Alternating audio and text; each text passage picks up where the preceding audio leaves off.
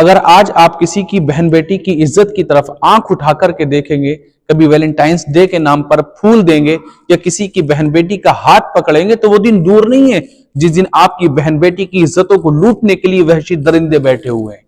आपको क्या लगता है, आप किसी की इज्जत के ताजमहल को चकनाचूर करके अपनी इज्जत को महफूज रख सकते हैं? अपनी इज्जत की निगहबानी कर सकते?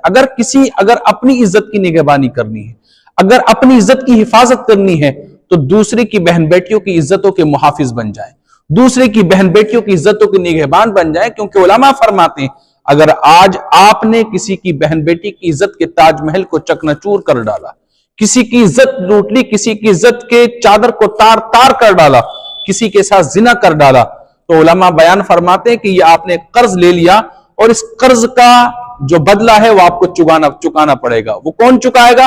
वो आपकी बहन, आपकी बीवी, आपकी बेटी या आपकी मां उस कर्ज को चुकाएगी। मतलब क्या है? ये भी उसके बदले में जिना करेंगी। तो क्या कोई है ऐसा गैरतमंद कि जो ये बर्दाश्त कर सके कि उसकी बहन बेटी की तरफ कोई तिरछी नजर से देख ले, कोई हाथ बढ़ा दे, कोई अकेले में उनसे मुलाकात कर ले? मैं गारंटी के साथ कह सकता हूं, किसी में इतनी हिम्मत नहीं है जो इतने बड़े सानेह को बर्दाश्त कर सके। तो फिर क्यों हम ऐसा करते हैं कि चौक चौराहों पर जाकर के खड़े हो जाते हैं? बहन बेटियों के स्कूल जाने का टाइम है, कॉलेज जाने का टाइम है, स्कूल से आने का टाइम है, तो चौराहों पर, रास्तों पर, कॉलेज के, स्कूल के गेट पर हम लोग जो है पूरी मंडली बनाकर के खड़े हो जाते हैं। इस तरह से दूसरे की बहन बेटियों की इज्जतों के मुहाफिज बनेंगे हम? इस तरह से किसी की बहन बेटियों की इज्जतों के निगहबान बनेंगे हम? इज्जतों के निगहबान बने, इज्जतों के मुहाफिज बने।